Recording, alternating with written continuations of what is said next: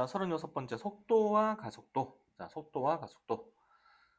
수직선 위를 움직이는 점의 속도와 가속도라고 되어 있죠. 수직선 위를 움직이는 속도가 시간 t에 대해서, 시각 t에 대해서 바뀌는 값을 가질 거예요. 그러니까 결국엔 뭐냐면 이게 t에 대한 함수란 뜻이에요.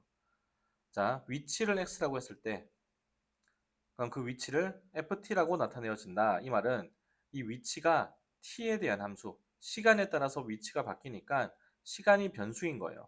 시간에 대한 함수란 뜻이에요. 그러면은 이 위치라고 하는 함수를 시간에 대해서 미분할 수가 있죠. 우리가 y는 fx를 x에 대해서 미분을 했던 것처럼 x는 ft를 t에 대해서, 시간에 대해서 미분할 수 있다는 얘기예요. 그거를 우리는 dx dt라고 쓰고 우리가 y를 x에 대해서 미분했을 때 dy dt라고 dy dx라고 썼었죠. x 위치를 t에 대해서 미분했다.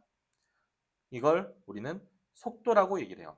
위치를 시간에 대해서 미분하면 뭐가 나온다? 속도가 나온다는 거죠. 그럼 그 속도 역시 t에 대한 함수예요. ft의 도함수가 바로 속도가 되고요. 그 속도를 다시 한 번 더 미분을 해주면 가속도, 속도의 변화율이 나오는 거죠.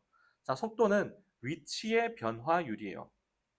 그 다음 가속도는 속도의 변화율인 거죠. 여기까지 뭔 말인지 알겠나요? 자, 속도의 크기는 속력이라고 얘기를 해요.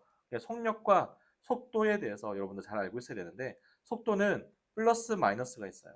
속도가 플러스라는 얘기는 앞으로 가고 있다는 얘기고요. 마이너스면 뒤로 가고 있다는 얘기예요. 또는 플러스가 오른쪽이면 마이너스는 왼쪽으로 가고 있다는 얘기예요. 그런데 속력은 다 양수값이에요. 그러니까 방향이 어딘지는 모른다는 거죠, 속력은. 근데 속도는 앞으로 가고 있는지 뒤로 가고 있는지 또는 오른쪽으로 가고 있는지 왼쪽으로 가고 있는지 부호에 따라서 플러스냐 마이너스냐에 따라서 달라진다 이런 거죠. 우리가 도함수가 양수면 증가하고 음수면 감소한다라고 했던 거랑 똑같아요. 알겠죠?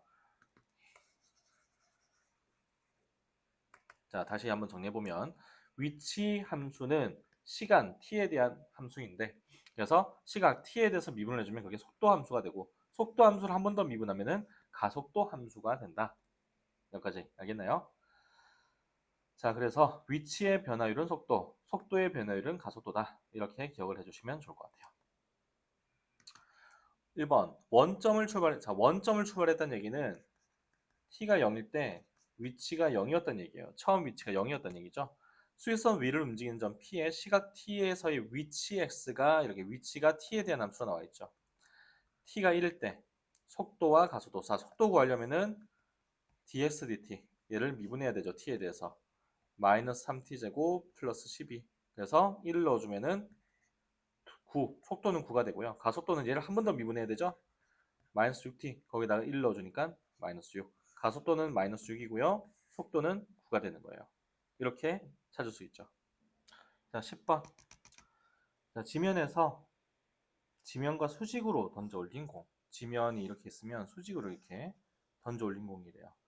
t초 우의 높이를 xt라고 하면 그러니까 당연히 시간에 따라서 그 위치 높이라고 하는 게 달라지겠죠. 시간에 대한 함수인데 자 보세요. 2차 함수죠. 그 말은 뭐냐? 올라갔다가 떨어진다는 얘기예요. 시간이 이렇게 움직일 때마다 올라갔다가 떨어지는 그럼 2차 함수 모양 포물선을 그린다는 거죠. 결국에는.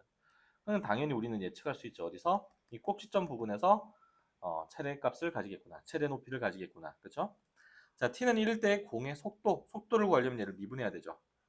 한번 미분하면 30 마이너스 10t 1 대입하니까 속도는 20이 되고요. 가속도는 얘를 한 번 더 미분하니까 마이너스 10 가속도는 마이너스 10으로 일정하죠. 갈수록 속도가 줄어든다는 얘기예요. 공이 도달할 수 있는 최고의 높이.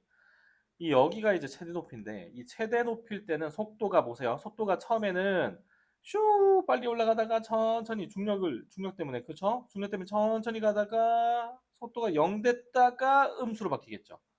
속도가 양수였다가 0 됐다가 음수로 바뀌겠죠. 그러니까 어디? 결국에는 우리가 앞에서 배웠다는 거예요. 극대값이죠. 극대값. 극대값. 그쵸? 극대. 극대값 찾으라는 얘기예요. 결국에는. 여기 얼마냐 이거죠. 얼마요? 얘가 0 되는 거. t는 3초일 때 0초고. 그러면은 지면에 떨어질 때는 몇 초? 대칭이니까 그렇죠. 6초일 때. 6초일 때 지면에 떨어지겠죠. 이런 것들까지도 알 수 있다. 자, 3초일 때 높이니까 3일 때 x 3을 구해주면은 90 빼기 59, 45. 그래서 45m가 되겠죠. 어렵지 않죠? 자, 26번. 오른쪽 그림은 수유선 위로 움직인 점 P, 시각 T에 대해서 위치를 나타낸 거예요. 자, B에서 위치가 0이 됐고요. D에서 다시 위치가 0이 됐죠. 위치가 이렇게 갔다가 0 됐다가 이렇게 갔다가 0 됐다가 이렇게 가죠. 이게 무슨 말이에요? 양수라는 얘기는 오른쪽으로 갔다는 얘기예요. 이게 왼쪽으로 가고 있다는 얘기고요. 여기서부터 이제 음수 왼쪽으로 가고 있다가 여기 0 되고 0보다 더 왼쪽으로 갔다는 얘기고요. 다시 0 되고 0보다 오른쪽으로 갔다는 얘기예요. 자, P가 처음으로 원점을 지날 때의 속도. 처음으로 원점 지날 때는 여기죠. B일 때. F 프라임 B가 돼. 이때 접선의 기울기. F 프라임 B. 이거죠. 자, 기억. FA는 뭐냐면 A 초일 때 위치가 되고요. C는 C 초일 때 위치. F 프라임 A는 A 초일 때의 속도. F 프라임 D는 D 두 번째로 원점 왔을 때 속도가 되겠죠. 그래서 첫 번째로 원점에 왔을 때 속도는 F 프라임 B.